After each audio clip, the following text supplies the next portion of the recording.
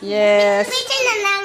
Mag-unboxing na sila ng mga binili. Oh, mga school supplies to you. Uy, tigsaro na yung electric fan. Kaya kung mainit sa room. Walang aircon. Walang aircon na room. Pasiguro electric fan. Mama, pwede mo ikot-ikot. Di bawal? Bawal, yung may ikot-ikot. Ayan na. Nandito, yung Kay butang. Sian.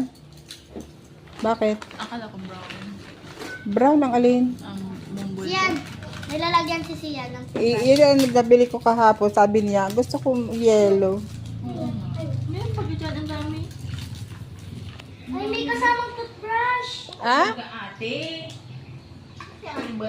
Nakalambang. Si Siyan, nilalagyan. Sa school Yeah. yan. Ano ba yung napili mo, Zoe? Ano ate, napili mo? Pakita mo nga sa akin kung ano ang napili mo. Lamalambag. Ay, meron kang triangle. Pwede rin yung gawing ruler o pencils. Pwede na yun sa imo. Grow up yan. Sharpener. Sharpener. Actually, grow up yan. It's two. Grow up pa naman. And ito kay Siyan. Oh, dalawa na ang iyong sharpener. May binili ako kahapon. Glue. Glue.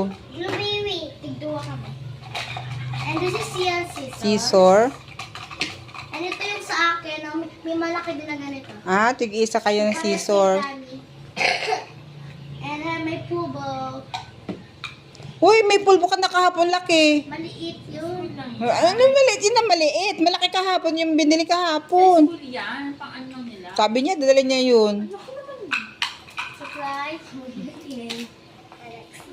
Kaya man pala ang laki ng binayaran ko.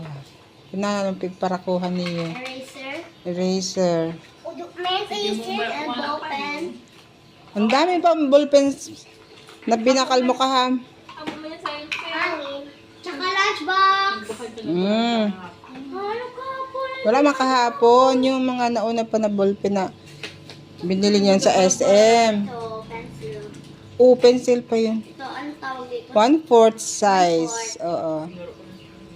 1/4 sheet of paper. Shoes ni Sian. Kita mo nga ang shoes ni Sian.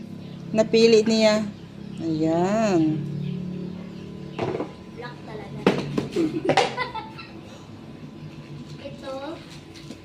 Mabakal na lang ako sa... Ito, kit. Kit. Kaninong kit yan? Sa'yo. Saan? Ito may band-aid. Mm. Para magkasugat. Mhm. Ito earrings ni Mama.